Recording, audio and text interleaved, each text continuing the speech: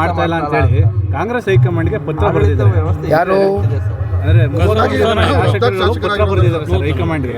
ಸಚಿವರುಗಳು ಕೆಲಸ ಮಾಡ್ತಾ ಇಲ್ಲ, ಹಾಗಾಗಿ ಬದಲಾವಣೆ ಮಾಡಿ ಯುವಕರಿಗೆ ಅವಕಾಶ ಕೊಡಿ ಎನ್ನುವಂತ ಪತ್ರವನ್ನು ಬರೆದಿದ್ದಾರೆ. ಅಲ್ಲ, ಸಚಿವರು ಬದಲಾವಣೆ ಮಾಡೋದಲ್ಲ, ಈ ರಾಜ್ಯ ಸರ್ಕಾರ ಬದಲಾವಣೆ ಮಾಡ್ತಕ್ಕಂಥ ದಿನ ಭಾಳ ದೂರ ಇಲ್ಲ.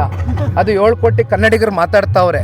ಬಹುಶಃ ಇವತ್ತು ಟ್ರೆಂಡ್ ಯಾವ ರೀತಿ ಇದೆ ಅಂದರೆ 9,000 ಕಿಲೋಮೀಟ್ರ್ ರಾಜ್ಯ ಪ್ರವಾಸ ಮಾಡ್ಕೊಂಬಂದಿದ್ದೀನಿ, 2ನೇ ಹಂತಕ್ಕೆ ಪ್ರವಾಸ ಕೈಗೆತ್ಕೊಂಡಿದ್ದೀನಿ. ಈಗ ಟಿ ನರಸೀಪುರಕ್ಕೆ ಹೋಗ್ತಾ ಇದ್ದೀನಿ. ಎಲ್ಲಿ ಹೋದರೂ ಜನ ಒಂದೇ ಹೇಳ್ತಾರೆ, ಇವತ್ತು ನಾಳೆ ಏನಾದ್ರು ಚುನಾವಣೆ ಅನೌನ್ಸ್ ಆದರೆ ಈ ಕೂಡಲೇ ತಿರಸ್ಕಾರ ಮಾಡ್ತಕ್ಕಂಥ ಮೂಡ್ಗೆ ಜನ ಬಂದುಬಿಟ್ಟಿದ್ದಾರೆ.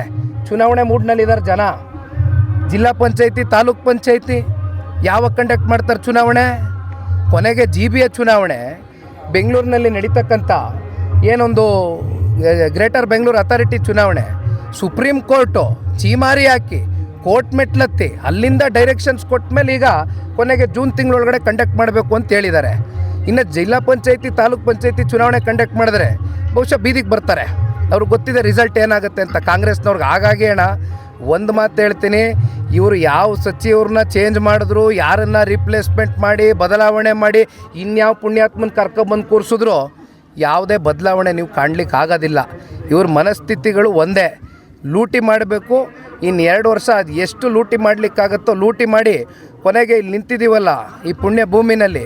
ಕೊಟ್ರಲ್ಲ ಕಳೆದ ಚುನಾವಣೆಯಲ್ಲಿ ಕಾರ್ಡು 5,000 ರೂಪಾಯಿ ಕೂಪನ್ ಕಾರ್ಡು ಎಲ್ಲೋ ಇತ್ತು. 5,000 ರೂಪಾಯಿ ಕೂಪನ್ ಕಾರ್ಡು ಹೋಗ್ಲಿ ಪಾಪ, ಈಸ್ಕೊಂಡಂಥ ಮುಗ್ಧ ಜನತೆಗೆ ಫಲಾನಾದರೂ ಸಿಗ್ತಾ?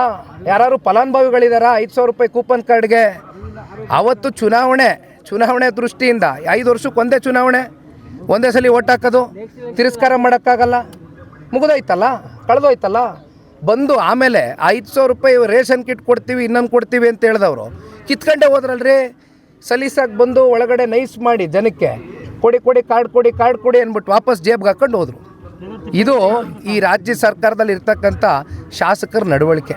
ಸರ್, ಮತ್ತೊಂದು ಚರ್ಚೆ ಸರ್, ಈಗ ಜನರೊಂದಿಗೆ ಜನತಾದಳ ಅಂತೇಳಿ ಸಾಕಷ್ಟು ಕ್ಷೇತ್ರಗಳು ಓಡಾಡಿದ್ರಿ ಸರ್. ಮುಂದೆ ನಿಖಿಲ್ ಕುಮಾರಸ್ವಾಮಿ ಸ್ಪರ್ಧೆ ಎಲ್ಲಿ ಅಂತ ತುಮಕೂರಲ್ಲಿ ನಿಮ್ಮ ಒಂದು ಮಾತು ಬಹಳ ಚರ್ಚೆ ಅಂತೇಳಿ ಸರ್.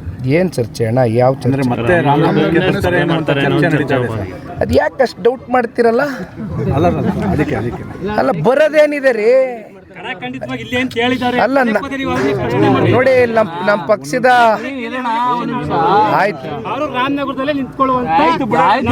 ಆಯ್ತಲ್ಲ, ಅವರೇ ಉತ್ತರ ಕೊಟ್ರಲ್ಲ. ಅವ್ರ ಆದೇಶನೇ ಅಂತಿಮ, ಕಾರ್ಯಕರ್ತರ ಆದೇಶನೇ ಅಂತಿಮ ಅಷ್ಟೇ. ಎಲ್ಲಿ ಹೇಳಲಿ ನಾನು? ಬಂದ ಕಡೆ ಪ್ರತಿ ಜಿಲ್ಲೆ ಪ್ರತಿ ತಾಲೂಕಲ್ಲೂ ಇದೇ ಪ್ರಶ್ನೆ ಕೇಳ್ತೀರಿ. ಒಳ್ಳೆ ಕತೆ ಐತಲ್ಲ. ಯಾವುದೋ ಒಂದು ಚುನಾವಣೆಯಲ್ಲಿ ಈಗ ತಾನೇ ಕಾರ್ಡ್ ಬಗ್ಗೆ ಹೇಳಿದೆ. ಇನ್ನು ಪಾಪ ರೌಂಡಪ್ ಆದಂಥ ವ್ಯಕ್ತಿಗಳು ಭಾಳ ಜನ ಇದ್ದಾರೆ. ನಿಖಿಲ್ ಕುಮಾರಸ್ವಾಮಿ ಮುಂದೆನೂ ರೌಂಡಪ್ ಆಗ್ತಾರೆ. ನಾ ತಲೆ ಕೆಡಿಸ್ಕೊಳ್ಳಲ್ಲ. ಯಾಕೆ ಹೇಳಿ?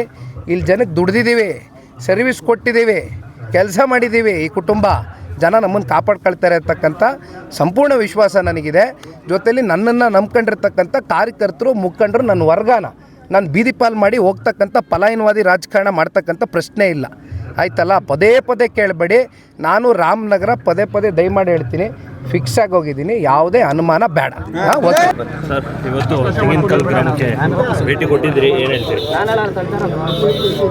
ತೆಂಗಿನಕಲ್ ಗ್ರಾಮ ಹಿಂದಿನಿಂದನೂ ಕೂಡ 1994ರಲ್ಲಿ ಸನ್ಮಾನ್ಯ ದೇವೇಗೌಡರು ಸಾಹೇಬರು ಈ ಭಾಗದಲ್ಲಿ ರಸ್ತೆ ಸಮಸ್ಯೆ ಭಾಳಷ್ಟು ವರ್ಷಗಳ ಕಾಲ ನೆನೆಗುದಿಗೆ ಬಿದ್ದಿತ್ತು.